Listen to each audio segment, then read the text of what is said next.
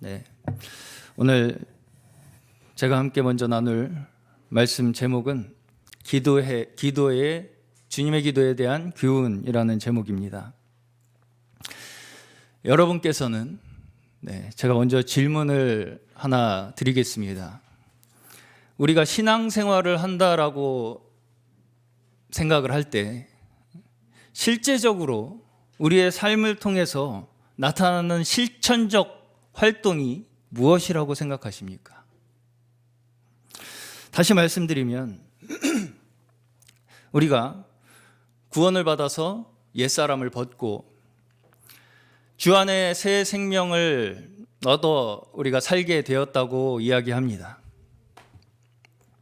그렇다면 그 가운데서 우리 가운데 주님의 생명이 우리에게서 이루어지고 있다, 정말 내가 새 생명으로 이루어지고 있구나 라는 것을 무엇으로 확인할 수 있다고 생각하십니까? 궁금하시죠? 사실 많은 그리스도인들이, 많은 믿는다라고 하는 사람들이 이것을 너무나 확인하고 싶어 합니다. 내가 정말 구원받은 자인가? 내가 얼마나 변화되었나를 너무나 확인하고 싶어 한다는 것이죠. 그리고 내가 신앙생활을 제대로 내가 정말 하고 있다라고 하는 내 스스로에 대한 증거를 너무 확인하고자 하는 마음으로 하는 많은 행동들, 활동들을 하게 됩니다. 예를 들어서 외적인 면에서 말씀을 드리자면 내가 하는 선행이라든지 내가 하는 전도 활동이라든지 각종 교회의 봉사들, 또 내가 어려운 이들을 돕고 관심하는 것, 심지어 내가 말씀을 증거하는 어떤 활동들조차, 또 이제 우리가 내면적으로 들여다보자면 내가 이제까지 성질이 좀 좋지 않았던 것을 참는다라든지, 좀 이제까지 내가 짜증이 많았던 내 성격을 좀 고쳤다든지, 또 내가 다른 사람에 대해서 늘 비판하고 뒤에서 얘기하고 하는 그런 내 습관을 고쳐서 좀 긍정적으로 보려고 하는 마음으로 내가 바뀌었다든지 하는 것들에서 우리가 무엇을 발견하고 싶어 하느냐면, 내가 좀 그래도 전보다 좀 나아졌구나 라는 것을 발견하고 싶어 하는 마음이 있다는 거예요. 사실 우리가 어떤 면에서 그렇기 때문에 내 스스로의 신앙을 나 스스로 확인하고 싶어하는 그 동기에서 우리의 신앙 활동들이 많은 부분 시작될 가능성이 크다는 것입니다. 물론 제가 이러한 일들을 폄하하고자 해서 드리는 말씀은 아닙니다. 그렇지만 이러한 일들을 우리가 행하는 데 있어서 과연 우리의 동기가 어디에서부터 시작되고 있느냐 하는 것을 우리는 반드시 생각해 보아야 한다라고 말씀드리는 것이죠. 성경의 구약의 인물로부터도 우리가 찾아보면요, 사실 우리는 어떤 인물도 나의 신앙을 나 스스로 확인하기 위해서 뭔가 나로부터 시작되는 임의적인 어떤 행동들을 하는 것을 사실은 잘 찾아볼 수가 없습니다. 자, 한 가지 더 제가 질문을 드려보겠습니다. 여러분께서는 이 밖에 지금 우리가 예배를 드리고 있는 이 시간에도 이 거리에서 방황하고 또 자신의 삶을 위해서 분투하는 이 거리에 있는 사람들과 같지 않음을 감사하십니까? 감사하세요? 네. 바로 이 대목을 누가복음 18장에서 주님께서 지적을 하시는 부분이 나옵니다. 누가복음 18장 10절부터 보시면 두 사람이 기도를 합니다. 제가 읽어드리겠습니다. 두 사람이 기도하러 성전에 올라가니 하나는 바리새인이요 하나는 세리라. 바리새인은 서서 따로 기도하여 가로되 하나님이여 나는 다른 사람들 곧 토색, 불의, 간음을 하는 자들과 같지 아니하고 이 세리와도 같지 아니함을 감사하나이다. 나는 일회에 2번씩 금식하고 또 소득의 11조를 드리나이다 하고 세리는 멀리 서서 감히 눈을 들어 하늘을 우러러 보지도 못하고 다만 가슴을 치며 가로되 하나님이여 불쌍히 여기옵소서.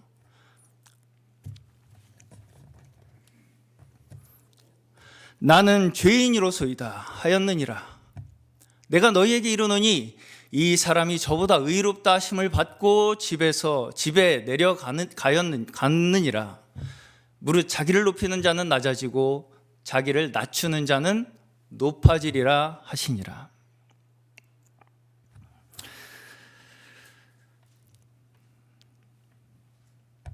여기에 바리새인의 기도의 문제가 무엇입니까? 바리새인이 왜 이 기도가 의롭다함을 받지 못했어요? 결국은 나의 신앙의 근거를 어디에서 찾습니까? 나의 행위에서 찾고 있습니다. 마치 내가 이제까지 스스로 잘한 것에 대한 결과 보고를 하나님께 하는 것 같아요. 그렇죠? 네. 그러나 세리는 어떻습니까? 여기에 세리의 기도는 그저 내 모습을 솔직하게 있는 그대로 주님 앞에 아뢰는 것입니다. 주 앞에 있는 그대로의 모습을 그저 내어놓는 것이 이 세리의 기도라는 것이죠. 우리의 믿음에 있어서 우리가 변화될 수 있는 실천적 활동에 대해서 성경에서 기록한 부분이 한 군데가 있는데요. 바로 디모데전서 4장 5절입니다.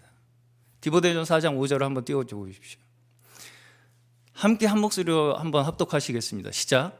하나님의 말씀과 기도로 우리가 거룩하여질 수 있는데 거룩하여질 수 있는 딱 2가지 방법이라는 것입니다. 무엇이라고 말씀하고 있습니까? 말씀과 기도. 제가 영지주의에 대해서 몇 차례 조금 어려운 말들로 설명을 드린 바가 있는데요. 제가 왜 이렇게 영지주의에 대해서 자꾸 말을 하게 되느냐면 이 부분이 사실 우리 인간의 한계에 결부되어 있어요. 우리 인간이 가지고 있는 한계성과 결부되어 있어서 사실은 우리가 조금만 정신을 놓고 긴장을 늦추고 정신을 팔면 누구나 그 영지주의라는 함정에 빠질 수 있기 때문입니다. 또 기독교 문화와 우리 교리 속에도 우리가 조금만 치우치게 되면 빠질 수 있는 요소들이 도처에 산재되어 있어서 우리 또한 사실 이러한 부분에서 자유롭기가 사실 어렵다는 거예요. 알게 모르게 우리에게 그 영향을 다 미치고 있다는 것입니다. 사실 우리가 신앙생활을 삐걱삐걱거리면서 하게 되는 그 근본적인 이유가 저는 이 영지주의적인 사고방식에 그 근원이 있다라고 생각할 정도입니다. 이 영지주의적 사상에서 나타나는 한 가지 양상이 무엇이냐면요. 영지주의라고 하면 지식주의라고 되어 있기 때문에 마치 굉장히 지식을 추구할 것 같지만 극단적으로 신비주의를 추구합니다. 신비주의라고 하면 우리가 대표적으로 좀 예를 들어보겠습니다. 방언기도, 또 관상기도라는 거 하는 것이 있어요. 관상기도라고 하는 것은 뭐냐면 우리가 완전히 무의식의 세계 속에서 기도를 해야 된다라고 하는 이야기예요. 마치 명상을 하는 것처럼. 그리고 병을 치료하는 신유의 어떤 은사, 직통계시록이라고 하는 어떤 각종 은사 집회들이 우리가 신비주의라고 하면 떠오르는 일들입니다. 물론 이러한 요소들이 전혀 성경에 근거가 없는 것들이 아니에요. 다 나름대로 성경에서 그 근거를 찾아서 이러한 신비주의적 은사들을 합리화합니다. 또 어떤 단체에서는 제가 이런 말까지 들어봤습니다. 기도를 할 때 생각을 사용하지 마라.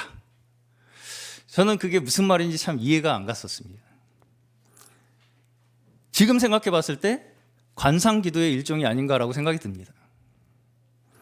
그러나 이것들이 그저 나의 신앙을 확인하고자 하는 나로부터의 활동, 나로부터 시작하는 활동에 불과하다면 이것이 내가 저는 이런 믿음을 가지고 있습니다, 주님 라고 하는 증거로서 주님 앞에 보고 드리는 마음으로 우리가 이런 기도를 드린다면, 이런 활동들을 한다면 이 모든 것들은 사실상 의롭다함을 받기 어렵다는 것입니다. 또한 우리가 신비주의라고 이렇게 말은 붙였지만 실상 우리가 가장 신비한 것이 무엇이라고 생각하십니까? 우리에게 가장 신비한 일이 무엇이라고 생각하세요? 우리에게 가장 신비스러운 일은요, 우리라는 영혼이 구원받았다는 것입니다. 이 죽을 수밖에 없는 영혼이 구원받은 것처럼 신비한 일은 없어요. 이렇게 어떤 외적인 현상이 신비하다라고 하는 것, 이렇게 부르는 것 자체가 사실 매우 외적인 현상에 치우쳐 있다는 것이죠. 그래서 그런 어떤 외적인 현상에 내가 의존하고 싶은 거예요. 이런 현상이 일어났으니까 와, 우리에게 믿음이 있구나. 이런 현상이 일어났으니까 나에겐 무언가 하나님의 역사가 있구나라고 생각하고 싶어 하는 것이다라는 거예요. 그런데 그것이 성령의 진정한 신비의 능력을 우리가 체험하는 것과는 별개일 수 있다는 것입니다. 소위 은사라고 하는 것들로 나타나는 외적인 현상들이 있잖아요. 이러한 현상들을 사실 우리가 기독교가 아닌 곳에서도 간간히 찾아볼 수 있어요. 실제로 무속인들, 무속신앙들에서도 이런 비슷한 일들을 합니다. 그리고 우리가 그것이 다 사기다라고 단정 지을 수 없는 일들도 있어요. 만약 우리 신앙이 그저 이러한 수준의 어떤 현상으로 우리가 우리의 신앙을 증명하려고 하는 수준에 머물러 있다면 무속신앙에서 일어나는 일을 우리가 접할 때에 어떻게 될 것 같습니까? 당황스럽습니다. 이거 우리한테만 있어야 되는데 왜 저기서도 일어나지? 그리고 무조건 저건 잘못된 거야, 저건 사기야 라고 단정 짓고 싶은 마음이 또 한편에서 일어나겠죠. 그러나 실상 인간의 정신세계와 악령의 역사는 너무나 치밀하게 일어납니다. 강력하게 일어나요. 그래서 일정한 수준에서는 유사한 일들이 일어날 수 있다는 것입니다. 유사한 결과를 만들어낼 수 있다는 거예요.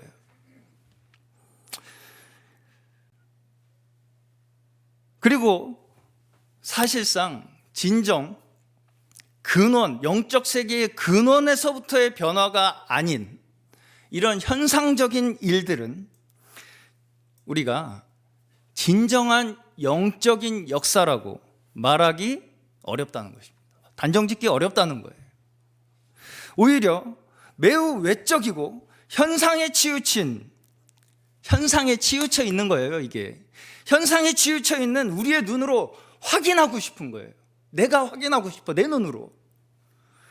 그래서 그 확인 가능한 영역에서의 믿음이며 활동이라고 말할 수밖에 없습니다. 그런데 오늘 제가 말씀드리고자 하는 것은 바로 이 디모데전서에서의 말씀처럼 우리가 거룩해질 수 있는 단 두 가지 방법, 말씀과 기도에 대해서도 우리가 자칫하면요 이렇게 접근할 수 있게 된다는 거예요.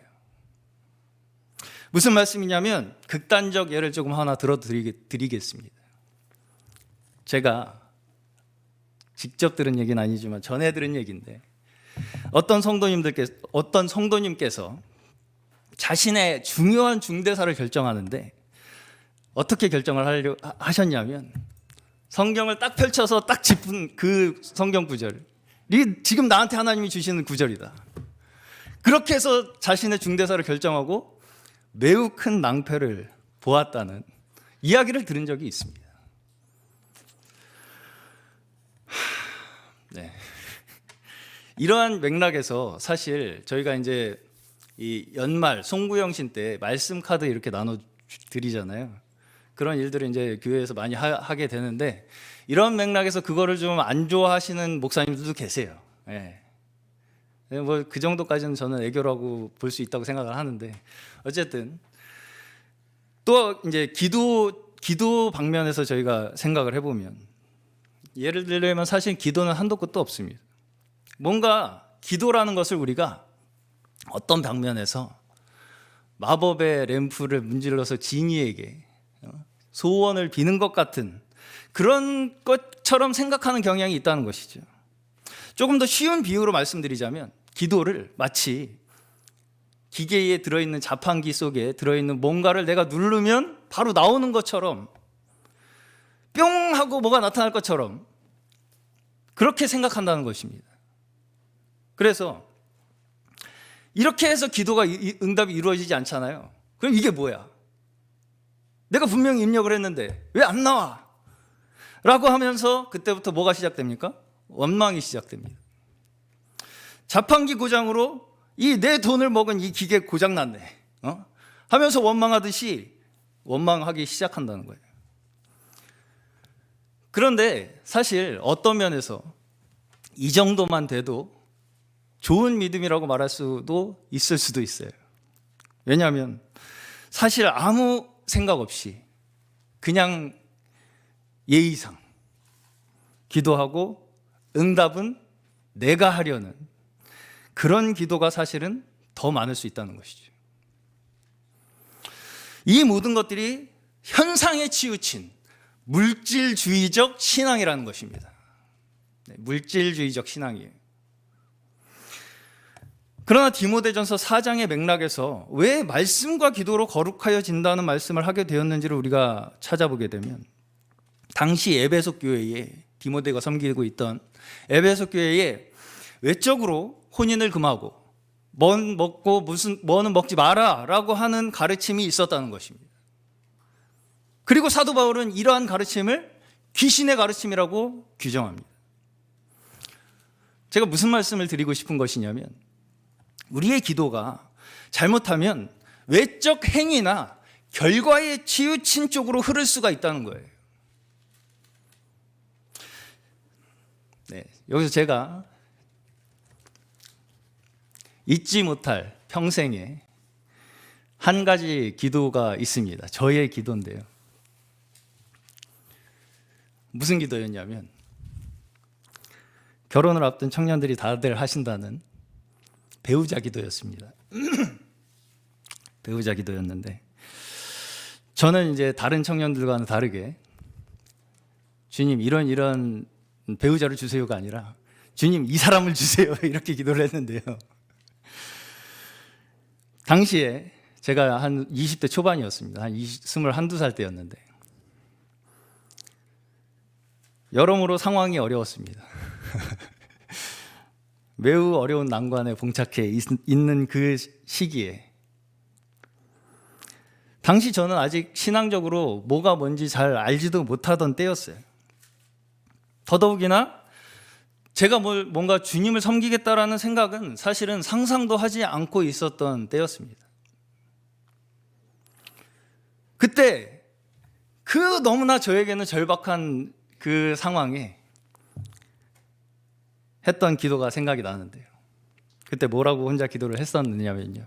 이불을 뒤집어 쓰고 혼자 막 매달리듯이 했었던 기도였는데 하나님, 이 사람을 제 아내로 주신다면 저를 주님께 바치겠습니다.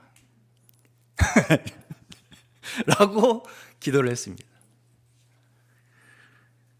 저는 그때 물론 주님께 저를 바친다는 말의 의미가 뭔지도 잘 몰랐어요.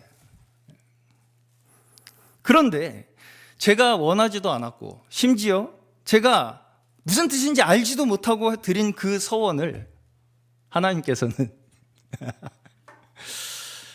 무섭게 이루셨습니다. 그래서 제가 그 이후로는 기도를 굉장히 조심해서 합니다. 네.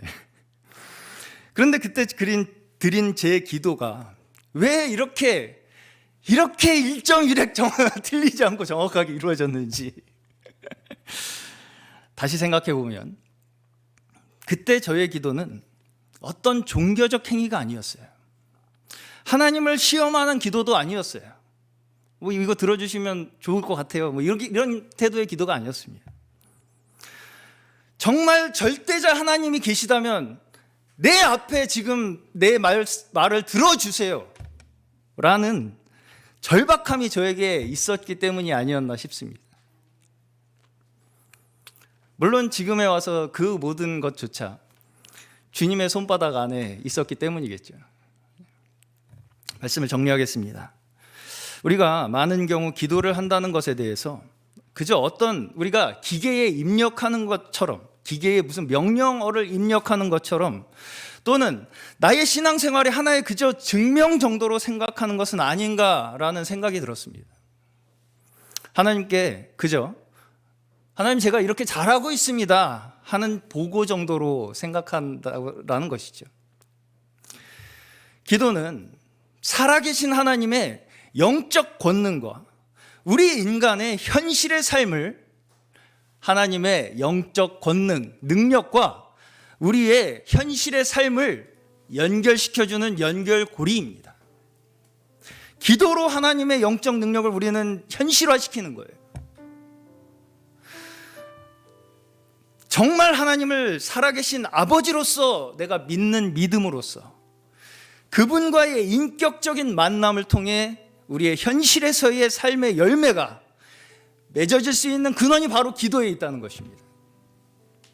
우리가 아무리 스스로 신앙적 활동을 통해서 나의 선행을 통해서 내 믿음을 아무리 증명하려고 해도요, 이것이 우리가 온전하게 이루어지지 못하는 이유가 바로 우리가 이 근원에 연결되어 있지 않기 때문이에요.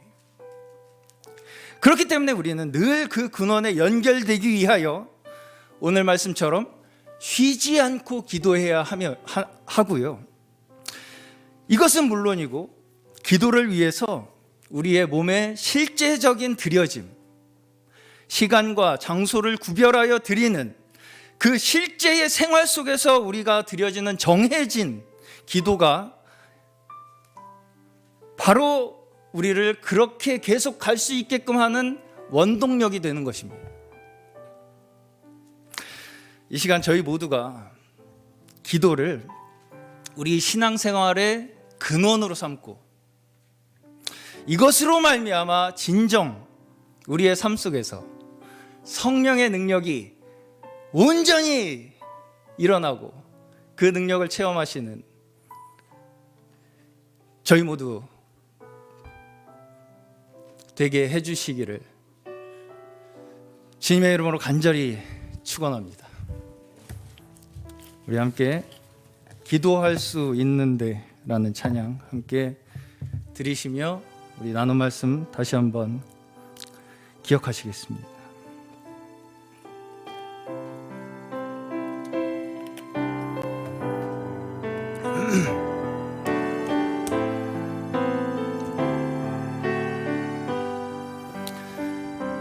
기도할 수 있는데 왜 걱정하십니까? 기도하면서 왜 염려하십니까? 기도할 수 있는데 기도할 수 있는데 왜 실망하십니까? 기도하면서 왜 방황하십니까? 주님 앞에 무릎 꿇고 간구해 보세요. 마음